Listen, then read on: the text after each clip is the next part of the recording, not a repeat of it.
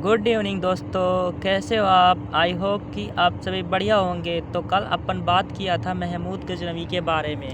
ठीक, तो महमूद गजनवी के बारे में क्या हुआ था, उसके पहले मैंने बात किया था मीर कासिम के बारे में। उसके बाद बहुत सारे युद्ध हुए, उसके बाद उनके बाद मीर कासिम की मृत्यु हो जाती है। उसके बाद कौन आता है, महमूद गजनवी। ठीक, जो गजनी वंश का मतलब संस्थापक मतलब गजनी वंश का होता है। उसके बाद इसका काम होता है लूटपाट करना, उसके बाद लूटपाट करके चले जाना। ठीक, तो आज हम स्टार्ट करते हैं महमूद गजनवी। महमूद गजनवी के पिता का नाम क्या था, सुबुद्दीन। हमने बताया था ना, सुबुद्दीन आता है भारत पे आक्रमण करता है। उसके बाद क्या करता है, मतलब भारत पे राजा, उस समय राजा दाहिर का शासन होता है। उसके बाद उनको हरा देता है। उसके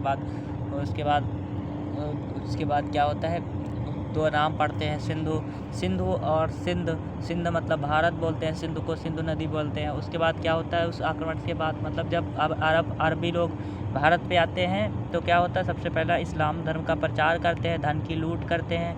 उनकी उससे क्या क्या प्रभाव होते हैं, क्या क्या चीज़ें होती हैं, तो खगोल शास्त्र होता है, जजिया कर लगाया जाता है, दिरहम सिक्का चला जाता है जिनको बोला जाता है दिरहम।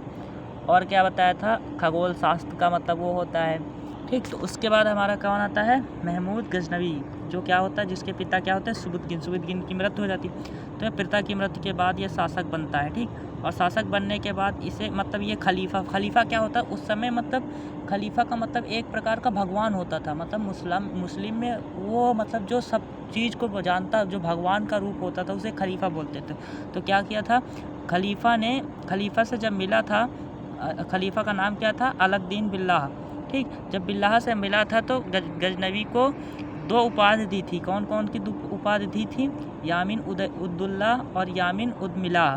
ठीक, तो क्वेश्चन आता है कि महमूद गजनवी को किसने या खलीफा ने कौन कौन सी उपाधि दी थी, तो कौन सी, यामीन उद्दौला और यामीन उद्मिलाह। देखो, गौरी के बाद आया था ना, उसके बाद क्या होता है, उसके बाद क्या होता है, उद्देश्य क्या होता है इसका, उद्देश्य मतलब महमूद गजनवी, मतलब जो महमूद गजनवी था ये भारत का पहला शासक था जो सुल्तान की उपाधि की थी। ठीक, तो मतलब मुस्लिम पहला शासक था मतलब जिसने सुल्तान की उपाधि धारण की। तो महमूद गजनवी भारत में कितने बार आक्रमण करता है, 17 बार आक्रमण करता है। और इसका काम क्या होता है, देखो इसका काम देखो, जब अरब के लोग भारत में आए थे तो अरब लोग भारत में आए थे, उसके बाद ये तुर्क था। तो जब अरब के लोग भारत में आए थे तो उनका काम क्या था, धन को लूटना और अपने धर्म का प्रचार करना। लेकिन इसका काम क्या था, ये सेंट्रल एशिया पर राज करना चाहता था, मतलब भारत में अपना मजबूत शासन बनाना चाहता था। इसका काम क्या था, सब उद्देश्य क्या था, धन की लूट करना और मध्य एशिया में अपना शासन मजबूत करना और भारत में अपना साम्राज्य विस्तार पर। ठीक, देखो ये आक्रमण करने आया था भारत में, लेकिन भारत में अपना साम्राज्य बनाने के लिए आक्रमण नहीं करना आया था। ये सोचा कि भारत में, इसने सुना था कि भारत में बहुत ही ज़्यादा सोना है और उस समय भारत सोने की चिड़िया भी कहा जाता था। तो ये भारत में आक्रमण करता केवल दो उद्देश्य से, क्या उद्देश्य, धन की लूट और मध्य एशिया में अपना शासन मजबूत करना। ठीक, तो एक क्वेश्चन आया था एसएससी यूपीएससी में आया था, मतलब स्टेटमेंट में आया था, भारत साम्राज्य विस्तार के लिए आक्रमण नहीं किया था। तो ये सही था, स्टेटमेंट करके आया था कि जो महमूद गजनवी था भारत में साम्राज्य विस्तार करने के लिए आक्रमण किया था या नहीं किया था। तो क्या किया था, ये साम्राज्य विस्तार करने के लिए आक्रमण नहीं किया था। और इन्होंने कितने युद्ध लड़े, 17 बार आक्रमण किया। ठीक, 1000 से 1027 तक, 27 साल में इसने 17 बार आक्रमण किया। ठीक, तो सबसे पहला आक्रमण करता है 1000 ईस्वी में। 1000 ईस्वी में जयपाल को हरा देता है। जब पंजाब, मतलब ये पंजाब में, मतलब ये क्या करता है, भारत के मेन चीज़ में राज करना था। तो सबसे पहले पंजाब में आक्रमण करता है, जयपाल को हराता। उसके बाद फिर दोबारा आक्रमण करता है, फिर दोबारा जयपाल को हरा देता है।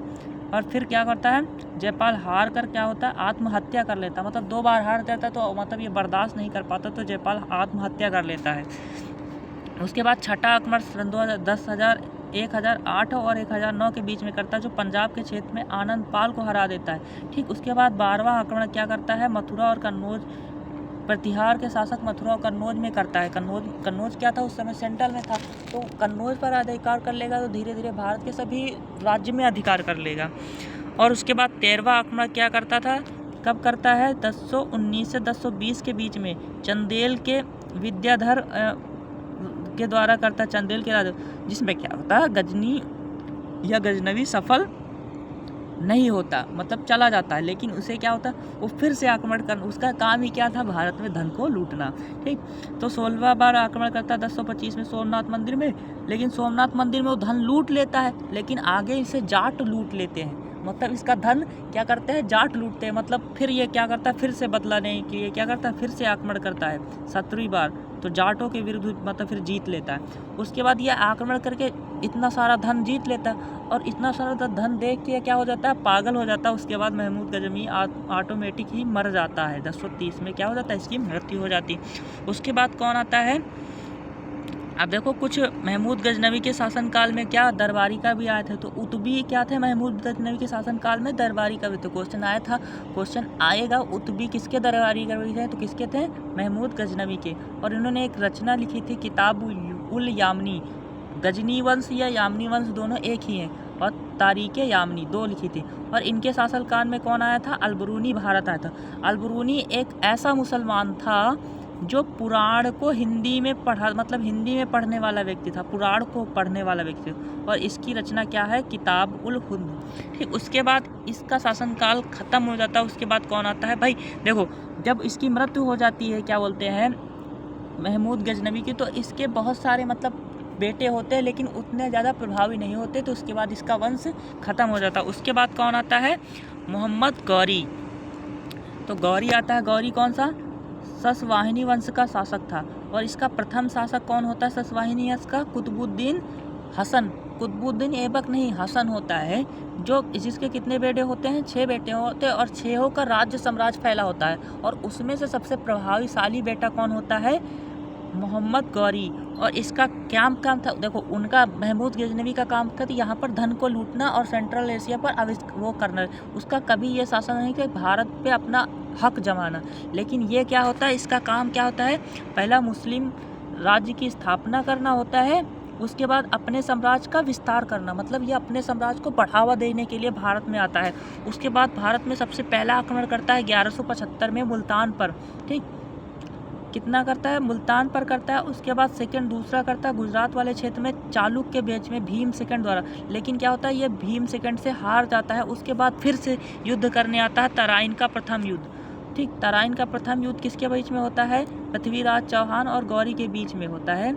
लेकिन क्या होता है, फिर 1191 में होता है, लेकिन क्या होता है, वो मोहम्मद गौरी हार जाता है। उसके बाद ये सेकंड युद्ध से दोबारा युद्ध करता है, सेकंड युद्ध जो फिर करता है तराइन के सेकंड युद्ध, जो क्या होता है, जब करता है तो पृथ्वीराज को हरा देता है। इसमें एक पॉइंट नहीं लिखा, तराइन का सेकंड युद्ध, तराइन का सेकंड युद्ध 1192 में होता है। उसके बाद उसमें क्या हरा देता है, पृथ्वीराज चौहान को हरा देता है, और कहते हैं कि ये उसकी गला काट के ले जाता। उसके समय पृथ्वीराज चौहान के समय एक दरबारी कवि थे चंद्रबरदाई, जो पृथ्वीराज रासो ग्रंथ लिखते, उस ग्रंथ में बताया जाता है कि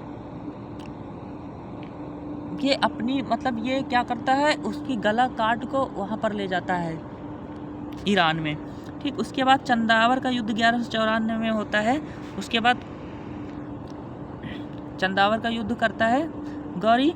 उसके बाद क्या होता है, जो जयचंद्र के खिलाफ होता है। ठीक, और आगे वीडियो अच्छी लगे तो आगे हम नेक्स्ट वीडियो में बताएंगे कि मतलब ये आगे क्या होता है। उसके बाद ये गौरी की मृत्यु हो जाती है। उसके बाद हम इसका मतलब गुलाम आता है शासन करने, जिसको मतलब स्टार्ट करते हैं, तब हमारा स्टार्ट होगा गुलाम वंश। ठीक, आई होप कि आप लोगों को वीडियो अच्छी लगी है। वीडियो अच्छी लगी तो लाइक करना, सब्सक्राइब करना और कमेंट करना। जय हिंद।